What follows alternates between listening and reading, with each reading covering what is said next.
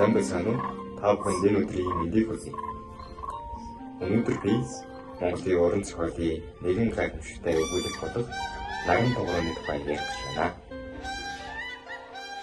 Миний бие зуны орой нартай салах ус гүйцэтгэн сүмийн хуучин туурин дээр дэх усан ширгсэн годгийн гашлаг дээр сууж байлаа.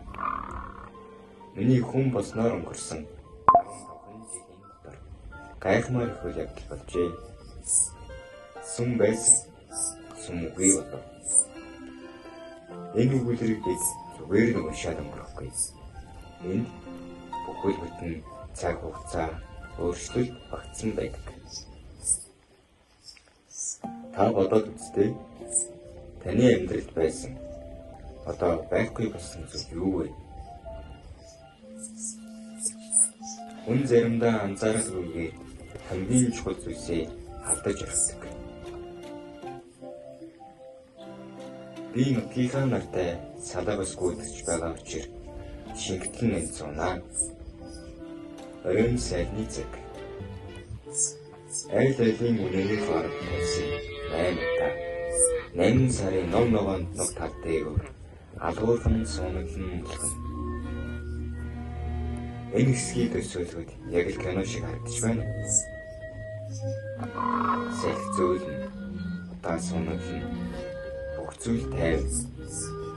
Гэхдээ тайвны зам нутгаасаа салах хөгийн бодол нуугдж байна. Тэрүүхэн мөрдөх ганц модон бүлгийн морицоо сургуулаан тогрогдчихж байна. Оройн нарандынхөө улайран харагдах бөгөөд тэгдэхээ тогроонуудыг хүчиг сорг гэсэн нэг жигүүрээ дэлгэж явлангүй.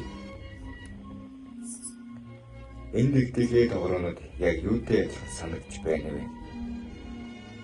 Тийм ээ. Бидний мөрөөдөлтэй анхандаа жижигхэн гэхдээ нисхийг хүсдэг. Тэр тогроонууд ас холоос ирдэг би мэдэх боловч миний нутгийн тогроонууд баяртай гэж би дотроо өгүүлнэ. Яагаад баяртай гэж хэлсэн юм бол тэр байж болох л байсан. Мөн хөөж болох л байсан. Гэхдээ тэгээгүй. Яагаад гэвэл зарим гол сайхны зүгээр л холоос нь хайлах ёстой байдаг. Дэлгэнгийн хүмүүсийн үнэнүүд майн удаан дондор толгоогоо сэжлэн олон зууны турш гарсан цуваагаар явах нь зуны 50 байдлыг төрсөлнө. Энэ хэсэг бидэнд нэг зүйлийг ойлгуулдаг. Амьдрал үргэлжилсээр байдаг. Хэн нэгэн явлаач, хэн нэгэн үлдлээж амьдрал зогсдоггүй. Оройн нар шингэхэд би их маргаашийн тухай бодсон. Магадгүй бүхрийн хорооны шургаан дээр эсвэл хотгийн гэрмэг дээр нутгийн нар шингэхийг үзэхгүй. Асад явчихсан байх вэ гэж. Та хэзээ нэгэн өдөр бүхнээс явна гэж бодож байсан уу? Хүн явахдаа хамгийн их юуг санах бол? Гэхдээ ас холын уул, наран тогроо, сүрг амьтдын хөдөлгөөн намайг байнгын гажирал аваач. Амьдрал танарыг гайхшуулдаг зүйл байгаа юу? Эсвэл бид хэдийх тасчихсан байдаг болов? Ингээд би өөрийн хүүхэд насны охинтой уулзсан үчиг санаж зүрх шимшилтэл хайрлагдсан.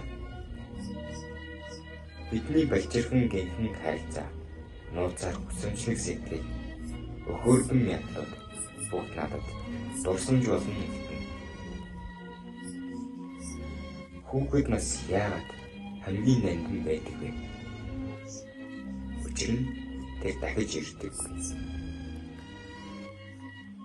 Та анхны хайраа санаж байна. Охин надад багын үсээ өгч би тэр үнэт зүйлийг эрдэм мэт хайрлан хадгална. Яагаад тэр үс тийм чухал үнцэнтэй вэ? Учир нь тэр бол зүгээр нэг үс биш. Тэр бол дурсамж, мөн хайр. Шөнө болж одод тэнгэрт гэрэлтэн нутгийн нар баяртайгаар шингэж тогроонод алсын гол нисэн бодлоо. Энэ мужид юу болж байна вэ? Зүгээр л нэг орой болж байна уу? Үгүй. Нэгэн амьдралын үе дуусаж байна. Тогроонод нисэж байна. Яг л цаг хугацаа шиг бодож ирэхгүй. Энэ мужид би амьдрал, хайр, байгаль, хүүхэд насны нандин гээгэн нурсамжийг бүгдийг нэг дор мэдэрч тэнгэрээс үлгэр хөвшин гуйх шиг боллоо. Хүн яагаад яг ийм хүчит хамгийн ихийг ойлгодог юм бол? Яагаад алдгаас өмнө ойлгодгүй юм бол? Ингээд наран дагруу үлгэн зөвхөн байгаль, амьтдыг хайрлах, эрх чөлөөг өгүүлэхээс гадна хүүхэд насны гэхийн дурсамж, хайр, хүслийн тухай бодол болон гүн ухаарлыг бидэнд өгдөг билээ. Харин одоо та өөрөөсөө асууж үзээрэй. Таны наран дагруу юу вэ? Та түүнийг барих гэж байна уу? Эсвэл зүгээр нисхийн хаах гэж байна уу?